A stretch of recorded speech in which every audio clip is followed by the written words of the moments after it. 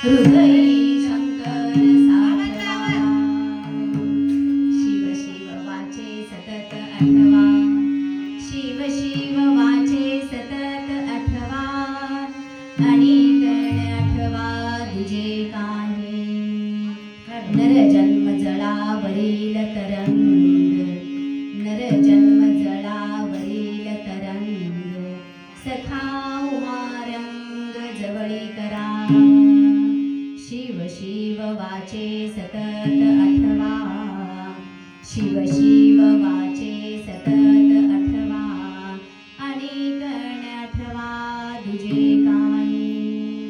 महादेव म्हणे साधिता साधन, महा देव म्हणे साधिता साधन आयुष्याचे धन चोरी गेले शिव शिव वाचे सतत आठवा शिव शिव वाचे सतत आठवा आणि गण आठवा तुझे काही यद्भासा भासते विश्वं यत्सुखेनानुमोदते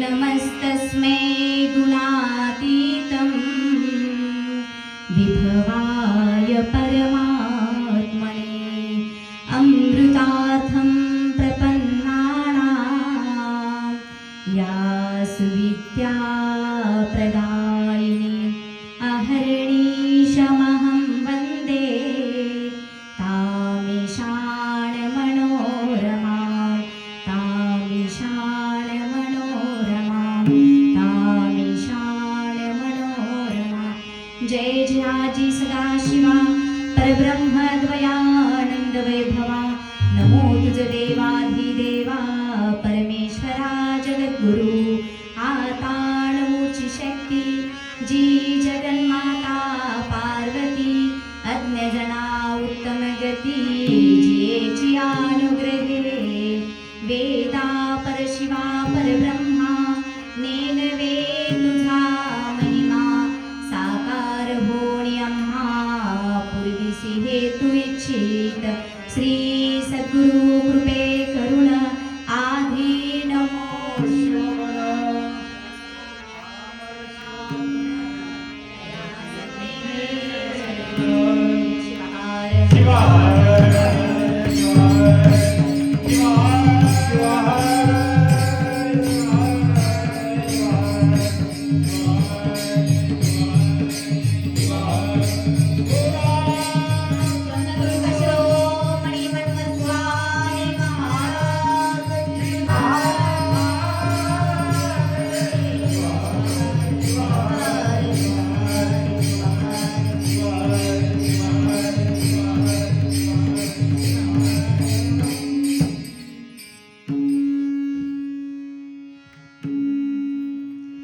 परमेश्वर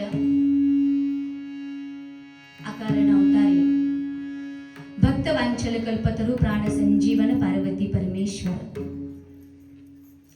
संजीवन समाधी ज्ञानियांचा राजा योगियांचा योगी संतांचा शिरोमणी संत श्रेष्ठ संत शिरोमणी मन्मथ माऊली क्रांती सूर्य समता नायक कर्मधर्म सिद्धांताचा नायक विश्ववंदनीय प्रातस्मरणीय जगज्योती महात्मा बसवण्णा कलियुगातील प्रतिमन्मथ माऊली तुमच्या आमच्या जीवनाला ज्यांनी सौख्य दिलं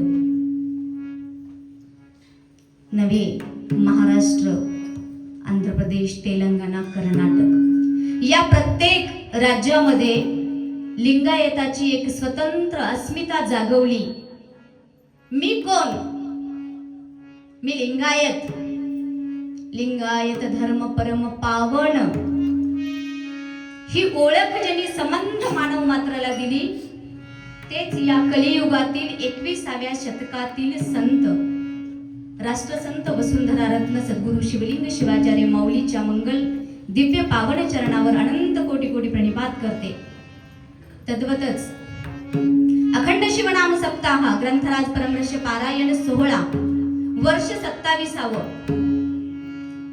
आणि या 27 वर्षांमधलं वरचे 7वं या मंदिरामध्ये होणारं माझं हे 7वं कीर्तन पुष्प आणि त्या कीर्तन पुष्पानिमित्त त्या सोहळ्यानिमित्त आज इथे उपस्थित सर्व माझे शरणी विशेषत्वानं मी दरवर्षी उल्लेख करते कारण उदगीरमध्ये हा सप्ताह जास्तीत जास्त इथे महिलांचा सक्रिय सहभाग असतो एखादं काम हाती घेतलं बघा 3 प्रकारची लोक असतात तीन प्रकारचा वर्ग असतो.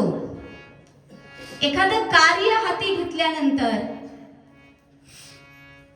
कार्याचा आरंभ करण्यापूर्वीच करू की नको की माय, आता कसं होईल की आमदाची किती पट्टी जमते की बायाची येणार चाले, कीर्तनाला कोणी बसणार चाले, दुनियाची थंडी वाजलेली आणि आपणच काय गुत्ता घेतले का. एवढं करून करून करून करून करून शेवटी काय सगळ्याचे जोडेच खा. म्हणणं केलंच बरं की, बरोबर की नाही केलेलंच बरं ना. असं म्हणून ऐका, असं म्हणून कार्याचा आरंभच न करणारी व्यक्ती त्याला संतांनी तिसऱ्या कॅटेगरीमध्ये ठेवले. तो वर्ग म्हणजे नीचांचा वर्ग असं सांगितला. त्याच्यानंतर दुसरा वर्ग सांगितला तो मध्यम वर्गांचा. कार्याचा आरंभ करतात पण 27 वर्ष गाठत नाहीत. पहिले 5 झाले, दुसरे 10 झाले, तिथं चटया बी हमीच अंतराव, उचलाव बी हमीच, दाल भात बी हमीच कराव, पट्टी बी हमीच मागाव, सगळ्याच्या दारोदार हमीच फिराव. ऐ जाऊ दे मा, घरचं खा. आणि पुढे जे असेल ते शिवहार शिवहार.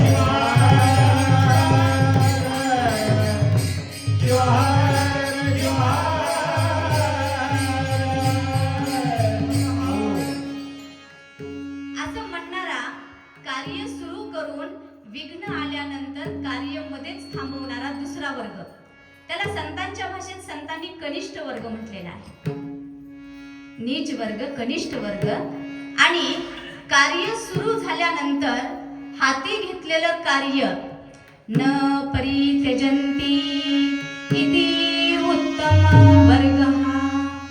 शास्त्राच्या भाषेमध्ये कार्य सुरू झाल्यानंतर विघ्नाचा आणि भयाचा विचार न करता सातत्यानं ते कार्य 27 नव्हे, आपले वर्ष 57 जरी झाले तरी चालू ठेवणारा तो वर्ग म्हणजे उत्तम वर्ग असं संतांनी सांगितलंय. आणि म्हणून समतानगरचे सगळे महिला मंडळ ही उत्तम वर्गामध्ये आहे हे मी आवर्जून इथं उल्लेख करते.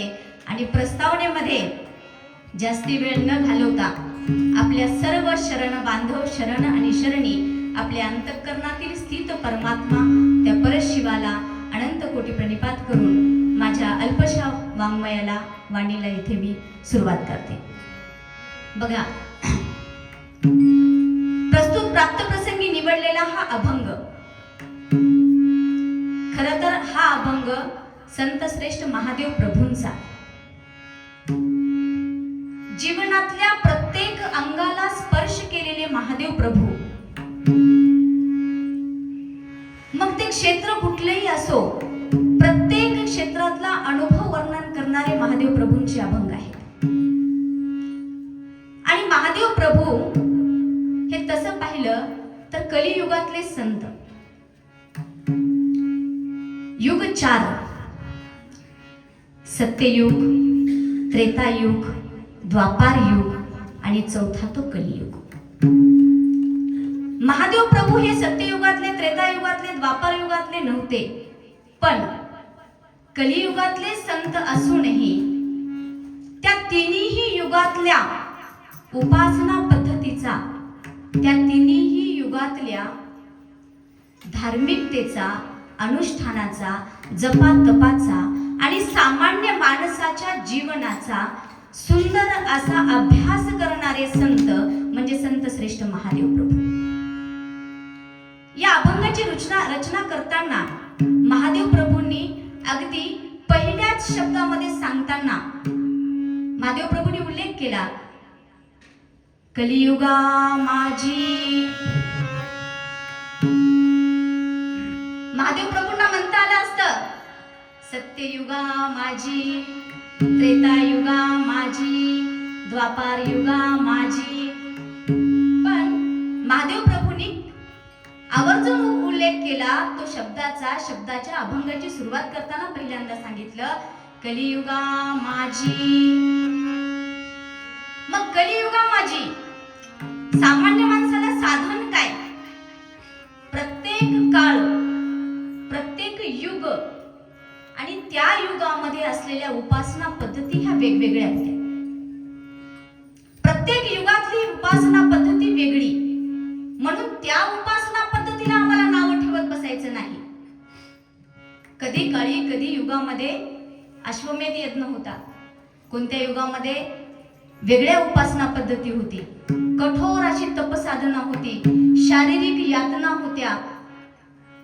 दाढी जटा केस वाढवण्यापासून परमर्षाचा 17वा अध्याय काढा आणि 17व्या अध्यायामधल्या 21 ओव्या मन्मथ माऊलींनी यासाठी खर्ची घातल्या.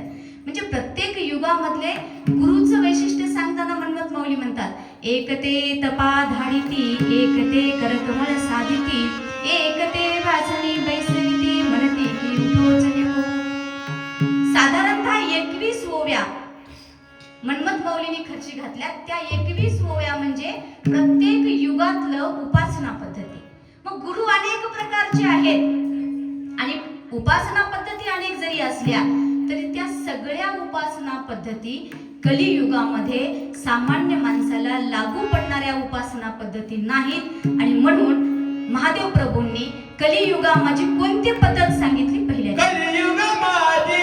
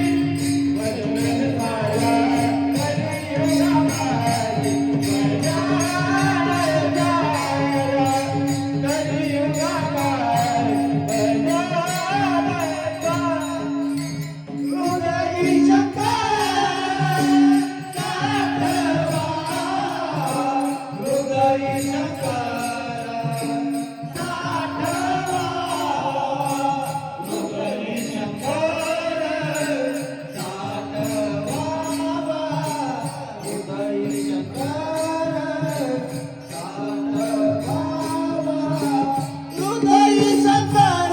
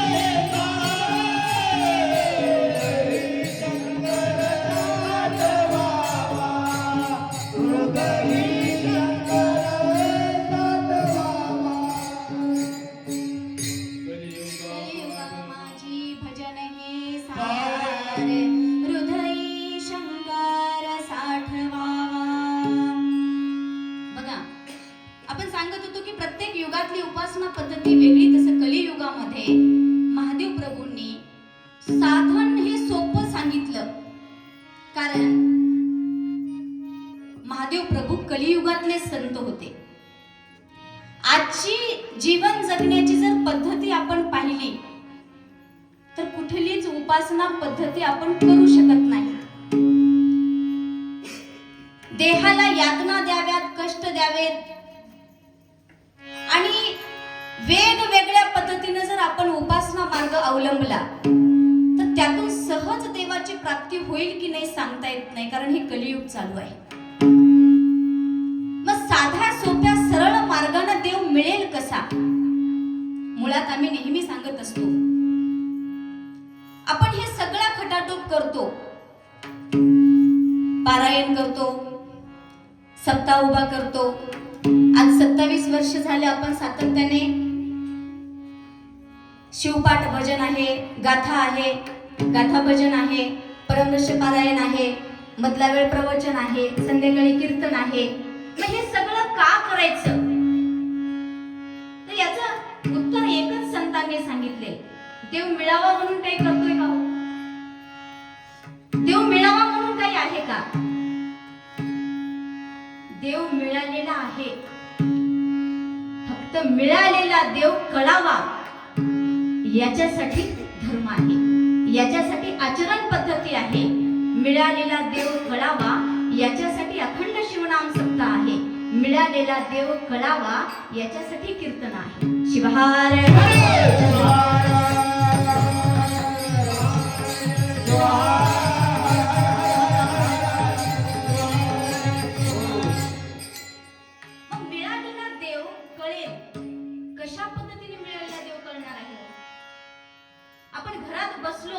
म्हणजे मिळालेला देव कळेल का? मग कोणाला कळेल आणि कसा कळेल? आता आपण सहज माऊलीच्या महादेव प्रभूंच्या शब्दाची उकल करताना मला सांगावंसं वाटतं, माऊलींनी कलियुगा माझी म्हटल्याबरोबर दुसरा शब्द सांगितला दादा. तो दुसरा शब्द सांगितला भजन हे सार. कारण महादेव प्रभूंना अनेक शब्द होते, कलियुगा माझी यज्ञ हे सार, कलियुगा माझी जप हे सार, कलियुगा माझी तप हे सार, कलियुगा माझी महाराज सगळे सार, कलियुगा माझी तीर्थयात्रा सार, कलियुगा माझी उज्जैन काशी रंभापुरी सार. असे कितीतरी शब्द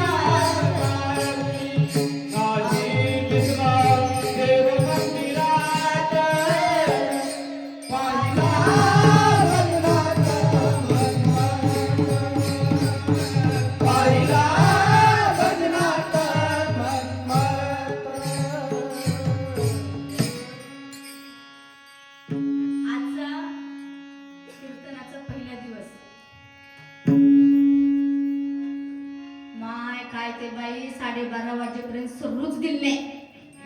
कुठं घरी गेल्याबरोबर 2:30 वाजले झोपायला आणि उद्या कुठलं पारायण राहिलं होते, कुठलं उठणं होते आता, म्हणून वेळच संपवायचा आहे.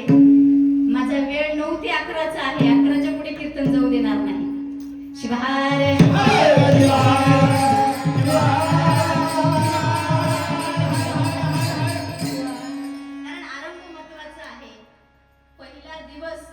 गोड गेला, आनंदाचा गेला आणि अध्यात्मामध्ये उल्हास वाढवणारा गेला की मग बाकीचे 7 दिवस जरा रिलॅक्स फील होते माणसाला.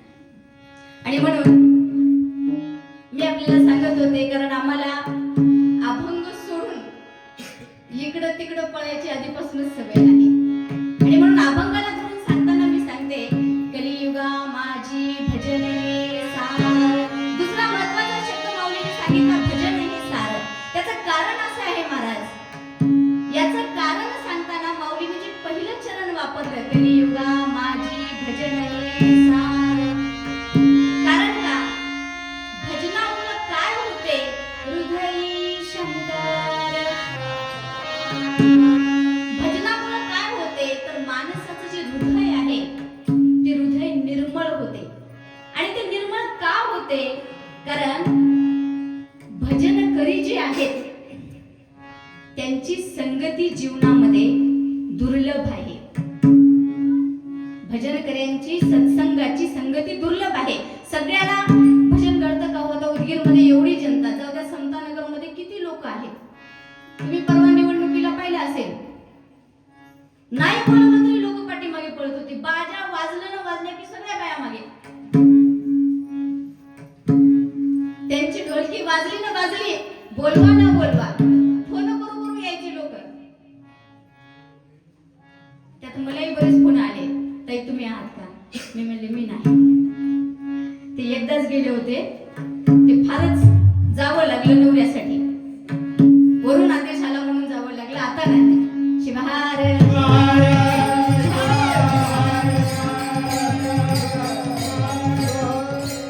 बघा, आपल्या ज्ञानाचा, आपल्या कलेचा, आपल्या परमार्थाचा, आपल्या भजनाचा, आपल्या टाळाचा, आपल्या मृदुंगाचा, आपल्या अभंगाचा वापर आणि उपयोग मी हात जोडून आपल्याला सांगते, इतरत्र कुठेही होणार नाही.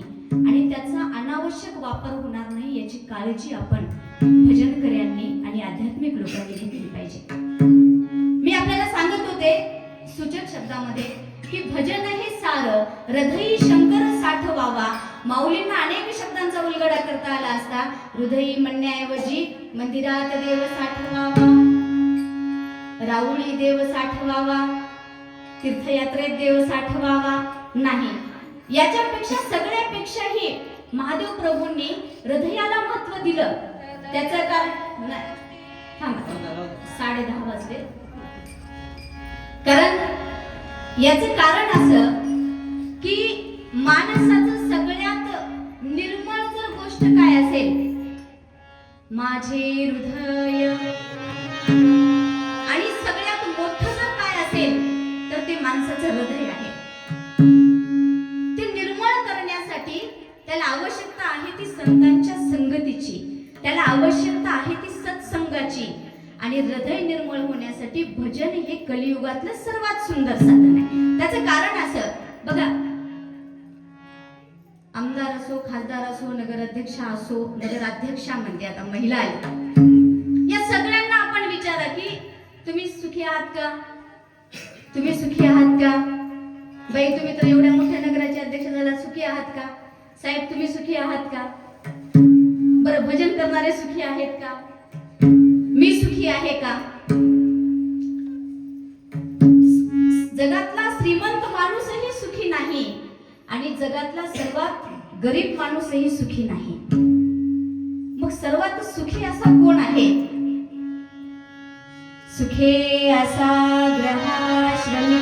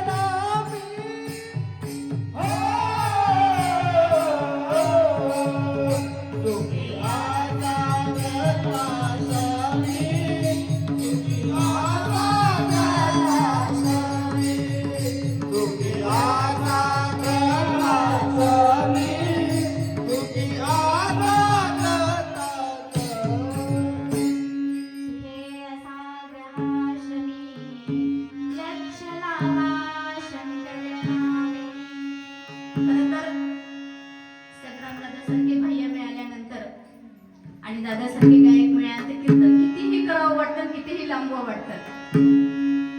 माझं काहीच मत नाही. तुम्ही वाढवा म्हणलं तेवढं मी वाढवू शकते, पण तुम्ही तुमच्या गुडघ्यांचा, बसणाऱ्याने गुडघ्यांचा विचार करा आणि उभा राहणाऱ्याने कमरेचा विचार करा. शिवहार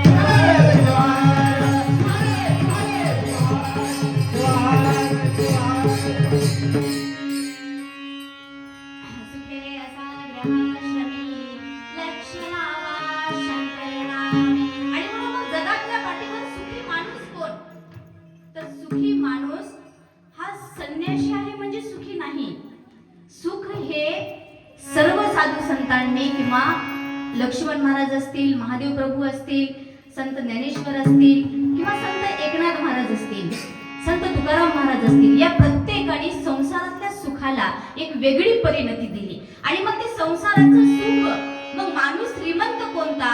ज्याच्या मुखात नाम आहे तो जगातल्या पाठीवर सर्वात श्रीमंत माणूस.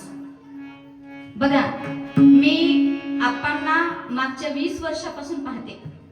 आपा आजही जसे आहेत तसेच आहेत. म्हणजे वय किती जरी झालं तरी त्यांच्या चेहऱ्यावरचं तेज आहे, त्यांच्या चेहऱ्यावरचं जे किंवा त्यांची जी शरीरयष्टी आहे. भजनी मंडळातल्या आपल्या महिला बघा, जशा आपण 10 वर्षापूर्वी पाहिल्यात तशाच आजही दिसतात. पण एखाद्या नटीला, एखाद्या नटाला, म्हणजे अभिनेता, हिरो, हिरोईन, हे माणसं बिना मेकअपचे बघा, 10 वर्षापूर्वीचे चेहरे आणि आजचे चेहरे, जमीन आसमानचा फरक दिसतो आपल्याला.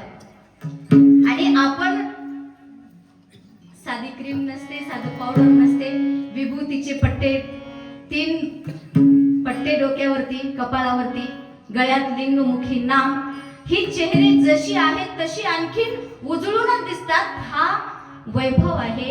हे जे वैभव आहे, हा जो चेहऱ्याचा किंवा शारीरिक सौंदर्याचा जो भाग आहे तो पूर्णतः हृदयावर आणि मनावर अवलंबून आहे. म्हणून संतांनी सांगितले, मन करारे प्रसन्न सकळ सिद्धीचे कारण. आणि मनाला जर निर्मळ करायचं असेल, प्रसन्न करायचं असेल, तर कलियुगातलं सर्वात सुंदर साधन जर काय असेल तर ते भजन आहे. आणि भजन या शब्दाचा अर्थ छोटासा नाही, तो शब्द खूप व्यापक अर्थानं मनमत माऊलीने आपल्या परमरस ग्रंथामध्ये वापरलेला आहे. इकडे जितके भजन चढे तितके झरे पाप. मग भजन म्हणजे केवळ अभंग म्हणणे, ताल धरणे याचा अर्थ भजन नाही. जेव्हा जेव्हा आसनी शयनी भोजनी गमनी प्रेमी शूलपाणी स्मरण, सातत्यानं माणसाच्या मनामध्ये भगवंताचं नामस्मरण आणि चिंतन असलं की मग त्याचं हृदय कसं होतं? तो निर्मळ तरी कैसा पाताळ गंगेचा ओझेचा. मग एवढ्या निर्मळ हृदयामध्ये देव कुठे राहतो? मनमत माऊली आपल्या परमरस ग्रंथात सांगतात, नाहं वसामि कैलासे नच मेरो नच मंदिरे मदभक्त यत्र पार्वती तिष्ठन्ति तत्र देवता. जिथा मी कुठे राहतो? माझं स्थान कैलासात नाही, माझा भक्त जिथं राहतो. आणि मग राहतो कुठे देव? तर ज्याचं हृदय निष्कपट गंगा जळासारखं आहे, ज्याला उपमा पण किती सुंदर दिली महादेव प्रभूंनी. त्याचं मन, हृदय कसं आहे? निष्कपट जैसे गंगा जळ. मग एवढ्या सुंदर हृदयामध्येच देव राहू शकतो. मलिन मनामध्ये, कपटी माणसामध्ये, द्वेष करणाऱ्यामध्ये, ईर्ष्या करणाऱ्यामध्ये, शेजारणीचं कसं बरं झालं एवढ्या लवकर, माय एवढी असली होती तर मी तिला कसं देव बघत नसल असं म्हणणाऱ्यामध्ये, आणि आमच्याच नशिबाला असं कसं आलो माय असं म्हणणाऱ्यामध्ये देव त्याच्या हृदयामध्ये राहत नाही. मग देव राहतो कुठे? तो निष्कपट, निर्मळ, सात गुणाचा मग हे 7 सूत्र कोणते? चोरी न करणे, हत्या न करणे, मिथ्या भाषण म्हणजे खोटं न बोलणारा माणूस, स्वतःची स्तुती न करणारा, इतरांची निंदा न करणारा, या हृदयामध्ये देवाचं वास्तव्य आहे. आणि म्हणून महादेव प्रभूंनी त्या व्यक्तीला अभंगाच्या सुरुवातीला सांगताना सांगितलं की कलियुगा माझी भजनही सार, हृदयी शंकर साठवावा. आणि एकदा या मनाला शंकराला साठवण्याची सवय लागल्यानंतर तो व्यक्ती शिवाय राहूच शकत नाही. याचा उल्लेख करताना दुसऱ्या चरणात शिव शिव वाटे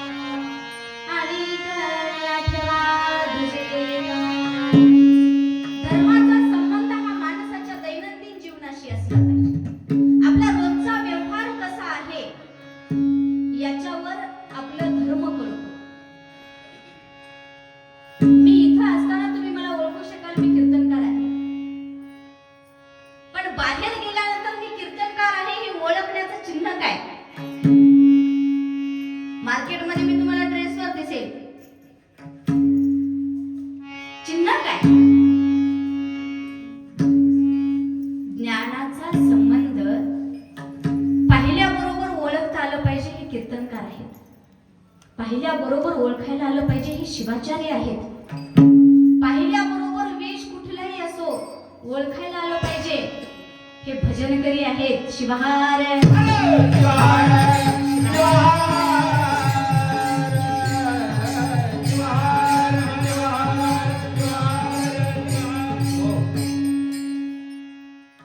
कारणच असं की माणसाचं आचरण हे त्याच्या चालीवरून, बोलीवरून, त्याच्या व्यवहारावरून कळलं पाहिजे की हा कीर्तनकार आहे.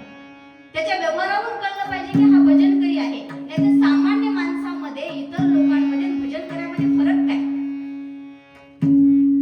भजन करूनही, भजन करून या काय जरी जीवा दुःख देणे होय.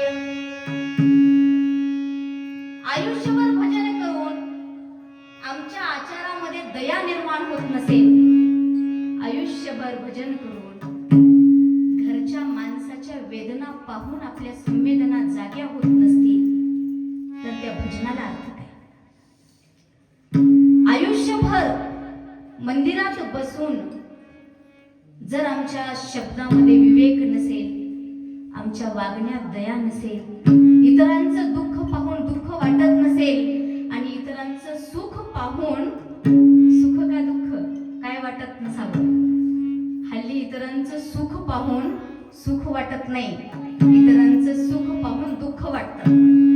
पण इतरांचं दुःख पाहून दुःख वाटलं पाहिजे आणि इतरांचं सुख पाहिल्यानंतर मनाला सुख वाटलं पाहिजे. त्याचं नाव खरा परमार्थ आहे. शिवहार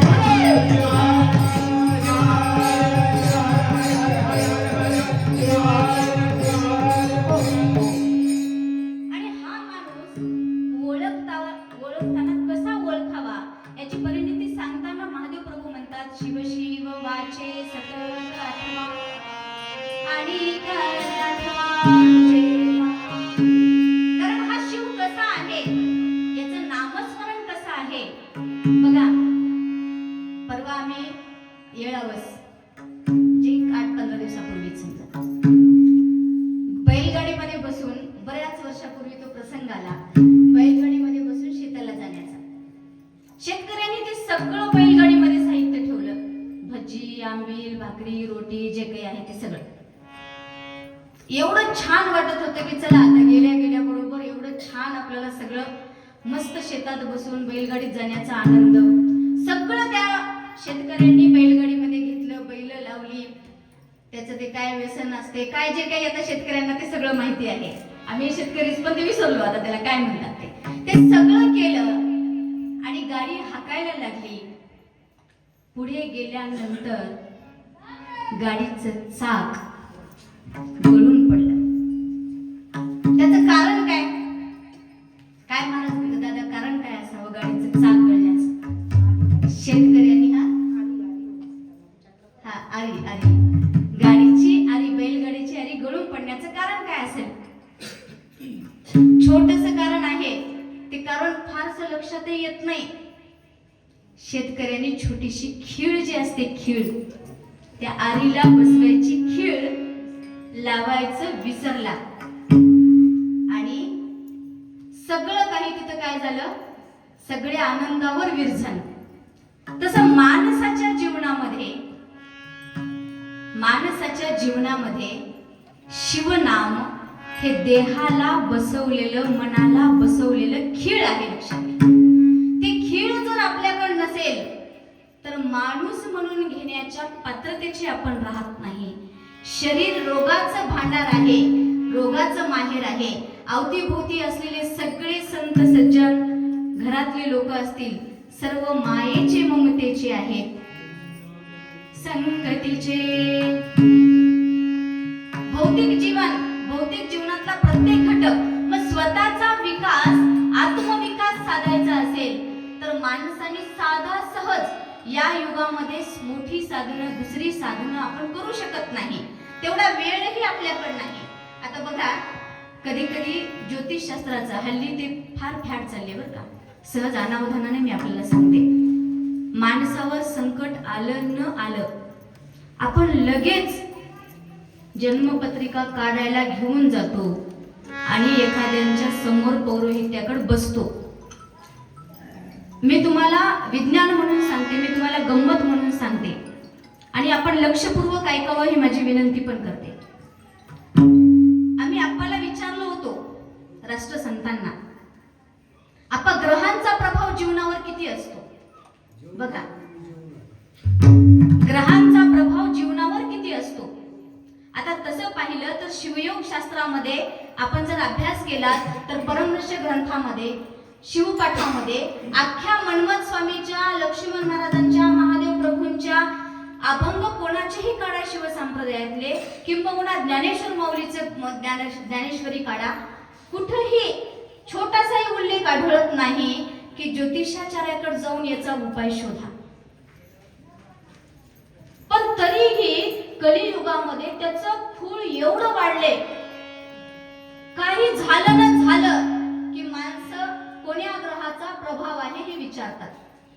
मी लहान होते, म्हणण्यापेक्षा 10वीला होते, आणि तेव्हा मी आपणना सहज विचारले. आमच्याही लहानपणी कुणीतरी अशीच भीती घालून ठेवलेली, माझ्या पुरीच्या जीवनात मंगळ आहे. मग ते डोक्यात बसलेलं, आणि आम्ही आपल्याला सहज विचारलो, आपण हे मंगळ काय असते? ते म्हणतात ना मराठीत, आलं मंगळ केलं मंगळ असं म्हणतात म्हणे बरं.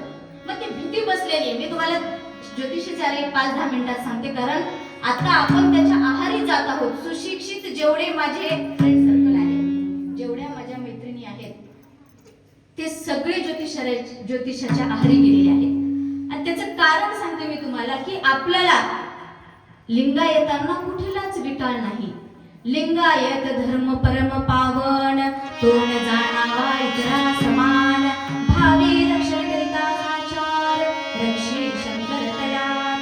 का बरं म्हटलं मी असं? त्याचं कारण असं आहे की ज्योतिषाचार्य खोटं आहे असं मला म्हणायचं नाही बरं. माझ्या शब्दाचा विपर्यास करून घेऊ नका. ते कुठपर्यंत खरं आहे हे काय मी सांगणार नाही, परंतु त्याचा संबंध मात्र दैनंदिन जीवनाशी आहे.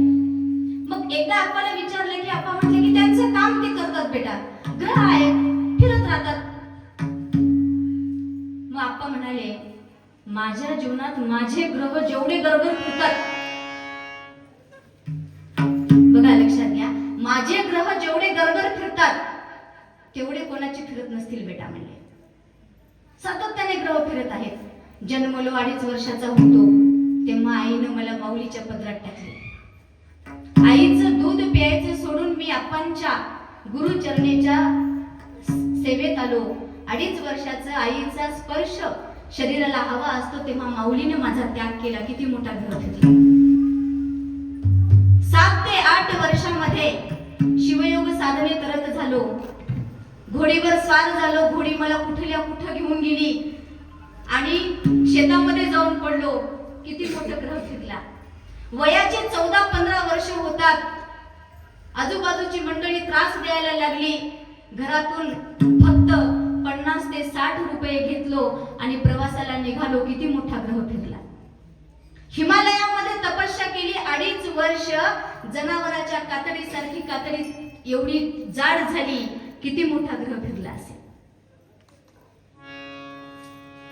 हिमालयातून परत आल्यानंतर वाटलं की माझ्या धर्मासाठी डॉक्टर झालो, विद्याविभूषित झालं, कितीतरी पैसा कमवता आला असता, पण समाजाचं दुःख पाहिलं आणि हा समाज अधोगतीला जातोय हे लक्षात आल्यानंतर माझ्या पूजेचा तांब्या विकला आणि परमरहस्य ग्रंथाची निर्मिती केली. एकही माणूस माझ्या सोबत नव्हता. हे आपण वैभव पाहत आहोत. आज प्रत्येक गावामध्ये शिवनाम सप्ताह आहे. आज अभिमानानं आपण संप्रदायाची धुरा सांभाळत आहोत. आपल्या खांद्यावर भगवा पताका आहे, हातात परमर्ष ग्रंथ आहे, विभूती माऊलीनं दिली म्हणून आपली ओळख स्वतंत्र आहे. अन्यथा आपल्याला कुत्र कोणी खाल्लं नसतं. शिवहार.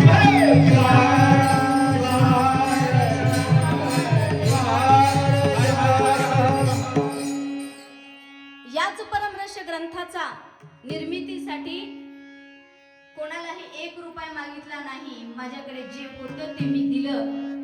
पूजेचा तांब्या विकला आणि परमर्ष ग्रंथाची छपाई केली. किती मोठा ग्रह फिरला असेल. एवढं सगळं करत असताना गावोगावी जाऊन, तेव्हा आप्पाकडे गाडी नव्हती, 4 व्हीलर नव्हती, बैलगाडी नव्हती, कधीतरी घोडा असायचा आणि तो घोडा पावसात चालला नाही की त्याला थांबवून आप्पा स्वतःचं संदूक डोक्यावर घ्यायचे, गुडघ्या एवढ्या चिखलात चालत जाऊन लोकांच्या गळ्यात लिंग बांधले, दीक्षा दिले, परमरहस्य ग्रंथ दिला आणि गावोगावी सप्ताह उभा करण्यासाठी अफाट मेहनत घेतली. आणि ती मेहनत आज म्हणून आज प्रत्येक गावामध्ये शिवनाम चालतो. तुमच्या आमच्या मुखामध्ये शिव आहे. आपल्याला कळालं तरी की मार्ग कोणता.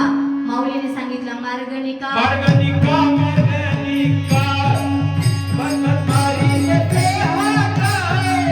मार्गनिका मार्गनिका मनमारी ते हाकाय. मार्गनिका मार्गनिका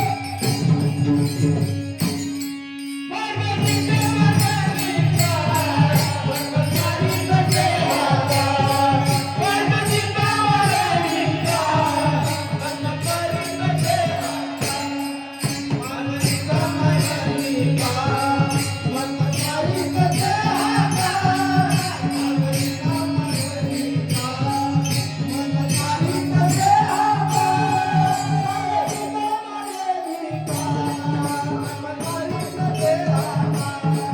मार्गनिका मार्गनिका मनमारी ते मार्गनिका मार्गनिका हा निका मार्ग तुम्हाला आम्हाला देण्यासाठी ज्या पीठावर आप्पा बसले होते त्या पीठाचे पीठाधीश तुम्ही 1 रुपया घेत नाही महाराज. मठ पडत आलेला आहे. मठाचं बांधकाम कसं करणार आहात. वरून सारखं प्रेशर, प्रत्येक क्षेत्रामध्ये प्रेशर आहे बरं. नगरसेवकाला नगराध्यक्षाचं आहे, नगराध्यक्षाला आमदाराचं आहे, आमदाराला मंत्र्याचं आहे, मंत्र्याला त्याच्यापेक्षा मोठ्या मंत्र्याचं आहे, सगळ्या मंत्र्याला मुख्यमंत्र्याचं आहे, मुख्यमंत्र्याला पंतप्रधानाचं आहे, पंतप्रधानाला त्याच्या अध्यक्षाचं आहे. आणि या सगळ्याला आपलं नियंत्रण पाहिजे. सांगण्याचं तात्पर्य असं की क्षेत्र कुठलंही असो त्याला टॉर्चर आहे, त्याला त्रास आहे. तसा आपणांनाही त्रास झाला. मठ कधी बांधणार आहात महाराज असं वारंवार चौकशी करण्यात आली. आप्पा म्हटले मी कोणाकडून पैसाच घेत नाही महाराज, मठ बांधू कसं. मग किती मोठे ग्रह फिरले असते लक्षात घ्या. मी आपल्याला ग्रहाचं सांगते. तेव्हा आपण सहज उत्तर दिलं की बेटा माझे ग्रह नेहमी फिरतात परंतु ते ग्रह मला प्रभावच पाडू शकत नाही. त्याचं कारण सांगते. सूर्याचा प्रभाव आपल्यावर पडायचा नसेल, दुष्परिणाम बरं का, तर जीवनामध्ये सूर्य कसा आहे, तेजस्वी आहे. मी तुम्हाला ज्योतिषच सांगते आता. जर त्याच्यापासून आपलं रक्षण व्हावं असं वाटत असेल तर आयुष्यात कधीच खोटं बोलायचं नाही. खोटं बोललं नाही की तो त्याच्या जागेवरच राहतो, त्याचा प्रभाव माणसावर पडत नाही. चंद्राचं लक्षण आहे शीतलता, थंड. घरातलं नळाचं पाणी वाया जाऊ देऊ नका, तो चंद्र कधीच कोपणार नाही. पूजेला बसताना अंतरंग आणि बहिरंग पूजेची जागा साफ स्वच्छ सुचुरभूत ठेवा आणि अंतरंग देखील तेवढंच स्वच्छ ठेवा. बुधाचा परिणाम कधीच होणार नाही. चोरी करू नका, हत्या करू नका, शब्दानं कोणाला दुखवू नका. गुरुग्रह कधीच कोपणार नाही. वाईट व्यसन कधीच करू नका. राहूचा प्रभाव कधीच पडणार नाही. शिवहार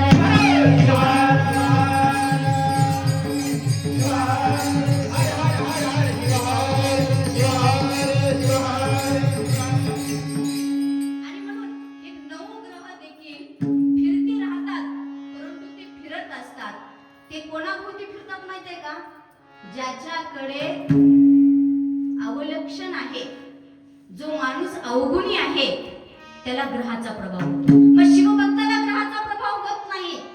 म्हणून आपल्याला कुठंच जायची संमती आपल्या संतांनी दिली नाही. मग आपण काय केलं पाहिजे, आपण मन निर्मळ अंतःकरण शुद्ध ठेवून सुंदर असं भजन केलं पाहिजे. आणि म्हणून आपण सर्वजण मिळून ताठ बसा, सगळेजण डोळे बंद करा आणि 5 मिनिट सर्वजण शांत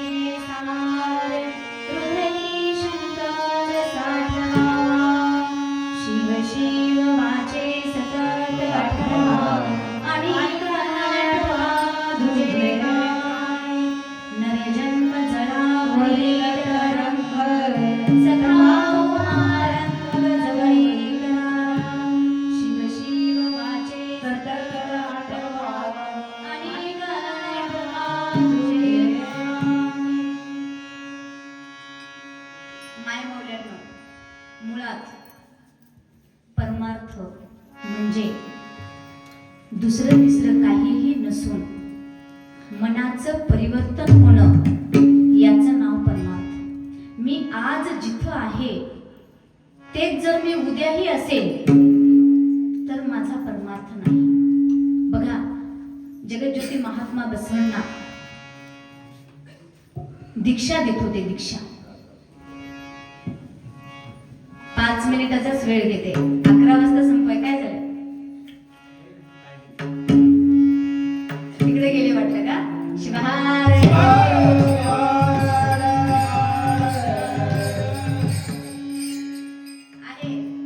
आमचं नातं जे आहे शरणांशी, शरणांच्या जीवनाशी आणि जगज्योती महात्मा बसवण्णांची आमची नाळ ही 12व्या शतकापासून घट्ट जुळलेली आहे. कदाचित 12व्या शतकामध्ये महात्मा बसवण्णा नसते, 16व्या शतकात संत शिरोमणी मन्मथ माऊली नसते आणि 21व्या शतकात राष्ट्रसंत नसते, तर तुम्ही आम्ही उत्पन्नच झालो नसतो. शिवहार.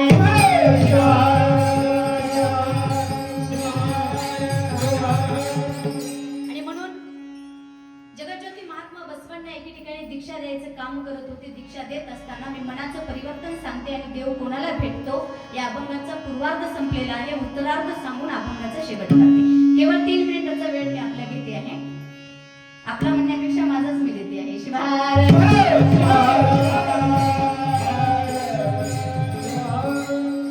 संपवायचं होतं. 11 वाजून 10 मिनिट झालेले आहेत बहुतेक. जगज्योती महात्मा बसवांना दीक्षा देत होते. जसे 21व्या शतकामध्ये आप्पा दीक्षा द्यायचे आणि दीक्षा देताना काही गोष्टी आपल्याकडून वधवून घ्यायच्या. आप्पा दीक्षा देताना आपल्याला काय म्हणायचे हो? दीक्षा दिल्यानंतर आपल्या लिंगाची पूजेची पद्धती आपल्याला सांगायची. शिवाय नमः म्हणत पाणी टाका, भस्म लावा, 3 बोटांनी भस्म लावा, आपल्या शरीरावर 16 ठिकाणी भस्म लावा. ते प्रत्येक भस्म लावत असताना ओम नमः शिवाय, ओम नमः शिवाय, ओम नमः शिवाय, ओम नमः शिवाय, ओम नमः शिवाय. बघा, नामाची दुर्लभता किती मोठी असते.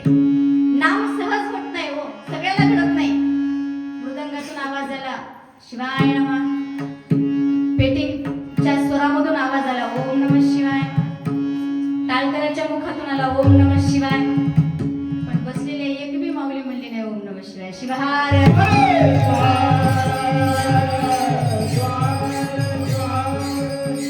नामाची दुर्लभता आहे, ते सहज साध्य होत नाही. असो, मग अनुग्रह घेतल्याने षडाक्षरी मंत्राचा जप आणि दीक्षा घेतल्याने पंचाक्षरी मंत्राचा जप करत असताना आपल्याला विधी सांगितली, आपल्या देहाची पूजा करा. कारण लिंगायत धर्मामध्ये, शिवसंस्कृतीमध्ये धर्मवीरशैव म्हणा, लिंगायत म्हणा, शिवसंस्कृती म्हणा, मी त्या भानगडीत आणि त्या वातावरणात पडणार नाही महाराज. कारण ते कंटाळा आले त्याच्यावर बोलून बोलून. शिवहार.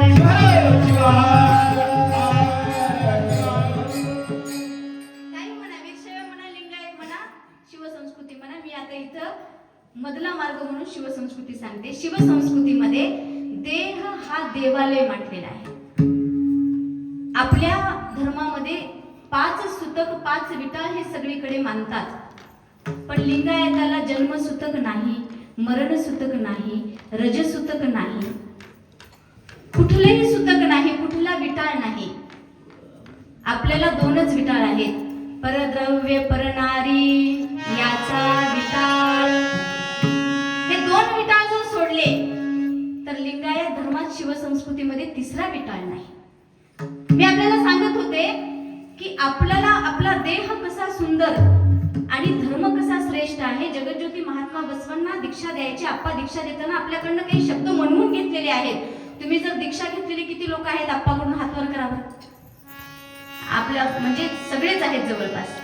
आता आपल्या सगळ्याला आठवत असेल दीक्षा घेताना आप्पा आपल्याला एकच म्हणायचे, मी म्हणा माझ्या मागे, म्हणजे आप्पाची आठवण येईल. मी चोरी करणार नाही, मी दररोज स्नान पूजा केल्याशिवाय काहीही खाणार पिणार नाही, मी लिंगायताची निंदा करणार नाही, मी मांसाहार करणार नाही, मी कुठलेही व्यसन मद्यपान करणार नाही,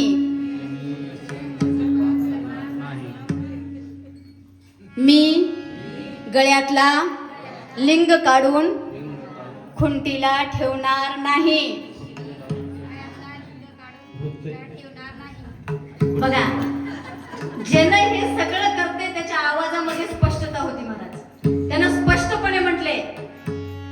आणि ज्याला याची भीती होती ना, त्यांनी फक्त असं असं असं असंच केले. शिवहार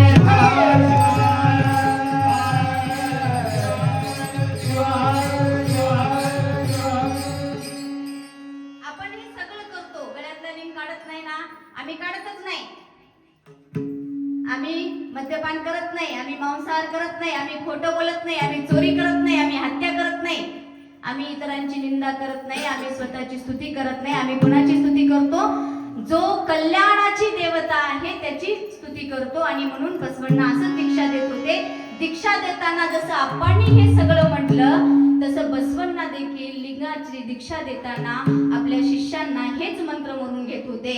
आणि हे करत असताना उरिलिंग पेद्दी नावाचा ज्याने चोरी करण्यासाठी आला होता त्या व्यापारी च्या घरामध्ये, मोठ्या सावकाराच्या घरामध्ये दीक्षा चालू होती. पहाटेचे 3 वाजले होते. ब्रह्ममुहूर्तामध्ये आपले गुरु, आपण सगळ्यात भाग्यवान पिढी आहोत. आपण सगळ्या प्रकारचे धक्के खाल्लेले आहोत. सगळ्यात सुंदर, सगळ्यात चांगली, सगळ्यात नीतिमान, आचार संपन्न महापुरुष आपण आपल्या डोळ्यांनी पाहिले, त्यांच्या सोबत राहिलो. आणि सगळ्यात गलिच्छ, सगळ्यात घाणेरडं जग, सगळ्यात नीतिमत्ता हरवलेलं जग देखील आपण डोळ्यांनी पाहत आहोत. म्हणजे आपण भाग्यवान पिढी आहोत. आपल्या पुढच्या पिढीला आपण सारखे लोक मिळणार नाहीत. म्हणजे चांगलं काय आहे ते त्यांना दिसणार नाही. इथून पुढे केवळ कलियुग चालू झालेलं आहे. जे भजन करतील ते तरतील. म्हणून दीक्षा चालू असताना हे सगळे मंत्र घेतले. आणि चोरी करायला आलेला चोर, त्याच्या हृदयाचं परिवर्तन झालं, मनाचं परिवर्तन झालं. ब्रह्ममुहूर्तामध्ये दीक्षा संस्कार चालू होता. आपण हे सगळं म्हणून घेतलं. आणि तू एवढं कर, तुझ्या जीवनामध्ये सुखच सुख असेल, तुझ्या जीवनामध्ये आनंदच आनंद असेल. सुखाला विरुद्धार्थी शब्द आहे दुःख. सुख आला की कदाचित मागून दुःख पण येतो, सुखाच्या मागोमाग दुःख येतं. पण आनंद आल्यानंतर आनंदाच्या मागे येणारं काही आहे का? आनंदाला विरोधार्थी शब्द आहे का दादा? आनंदाला विरोधार्थी शब्दच नाही. आणि म्हणून या धर्मामध्ये, या संस्कृतीमध्ये अवघा आनंदाचा काळ पोटी भरला या क्षणी. आणि म्हणून त्या चोराच्या मनाचं परिवर्तन झालं. अरे एवढा आनंद जर असेल तर मी दीक्षा का घेऊ नये? आणि म्हणून त्याच्या मनात परिवर्तन झालं. त्याचं नाव होतं उरिलिंग पेद्दी. पेद्दी नावाचा चोर पुन्हा तो गुरुस्थानी बसला आणि त्याच्या मनामध्ये परिवर्तन झालं. तो जगाचा गुरु बनण्या इतकं सामर्थ्य त्याने निर्माण केलं. मला आपल्याला सांगायचं एवढंच आहे की माणसामध्ये अवगुण नाही असा माणूस सापडत नाही, परंतु हे सगळे अवगुण कमी करता आले पाहिजेत, किंबहुना त्याला वाढवू देऊ नये. हे माणसाचं आणि धर्माचं प्रमुख लक्षण आहे. आणि म्हणून या लक्षणाने आपण चालावं. आपल्यामधले अवगुण हळूहळू परमेश्वराचं नामस्मरण घेताना, शिवाचं नामस्मरण घेता घेता शिवच का? कारण शिव मन्मथ शिवपाठ माऊलीमध्ये सगळ्यामध्ये जर देवता कोणती असेल, कल्याणाची, बर का, कल्याणी स्वरूप कल्याणी रमा नाम ही कल्याण, सगळ्याचं चिंतन वेगळं. आणि शिव कल्याणाची देवता का? कारण जगाचा विचार सगळेजण आपापला विचार करतात. समुद्र मंथन झालं, 14 रत्न निघाली. ऐरावत कुणी घेतलं, लक्ष्मीला कुणी घेतलं, विष्णूने लक्ष्मीला घेतलं, इंद्राने ऐरावताला घेतलं, अश्व वेगळ्याने घेतलं, हत्ती वेगळे घेतले, 14 रत्न वाटून घेतली. आणि कालकूट नावाचं विष केलं घेतलं ते भगवान शंकरांनी. कारण हे जर पसरलं तर जगाचा नाश होईल. म्हणून तेव्हापासून भगवान शंकराला कल्याण स्वरूपी, सगळ्यांचं कल्याण चिंतणारी देवता भगवान शिव आहे.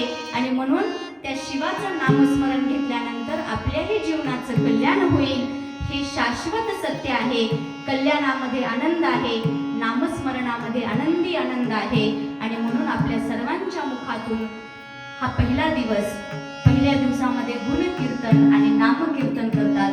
म्हणून भगवंताचे गुण आणि नामसंकीर्तन करण्याचा माझ्या अल्पमतीनुसार मी प्रयत्न केला. खरं तर कीर्तन सगळ्यात कमी आम्ही घेतो, कारण वेळेचा अपव्यय, बाकी काहीच नाही.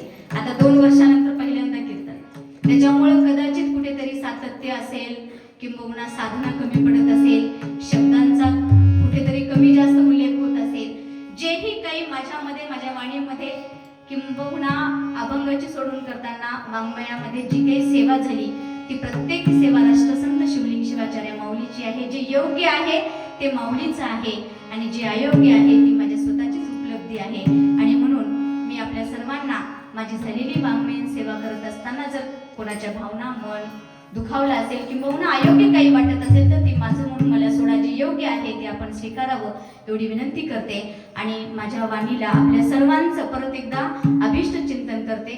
सर्वांनी खूप सुंदर साथ दिलात. गायकांमुळे खरं तर कीर्तनाला खूप चांगली शोभा आली. किंबहुना आमचा लय तालमध्येच कुठेतरी कमी जास्त होत असतो, पण दादा असले की मला चिंता नसते. आणि म्हणून आपण सर्वजण इथं उपस्थित झालात. पहिला दिवस आहे तो चांगला गोड करून 7 दिवसाची ही सेवा अशीच सुंदर व्हावी आणि आपल्या सर्वांना नामस्मरण व्हावं. भगवंताचं गुणकीर्तन, नामकीर्तन आणि वेगवेगळ्या 7 दिवसामध्ये 7 प्रकारची चांगली कीर्तनं आपल्याला ऐकून आपल्या मनामध्ये, आपल्या वाणीमध्ये, आपल्या बुद्धीमध्ये, आपल्या अंतःकरणामध्ये परिवर्तन व्हावं आणि जगातला सगळ्यात सुंदर सद्गुणी संपन्न माणसं आपण होऊन या कलियुगामध्ये जे अघोरपणा चालू आहे ते आपल्या पुण्य पावनतेनं कमी होऊन चांगली माणसं टिकावीत या हेतूनं आपण सर्व प्रयत्न करूयात आणि आपल्या अंतःकरणामधली शक्ती ही दिवसेंदिवस वाढत जावी. आपल्या अंतःकरणातली भक्ती वाढावी अशी शक्ती अनंत कोटी ब्रह्मांडाचा नायक शाश्वत वैभवाचा स्वामी तुम्हा आम्हा सर्वांना देव एवढी मंगलमय चरणी प्रार्थना करून झालेली ही वाङ्मयीन सेवा तुम्हा सर्व शिवभक्तांच्या शरण शर्मींच्या चरणावर समर्पित करते.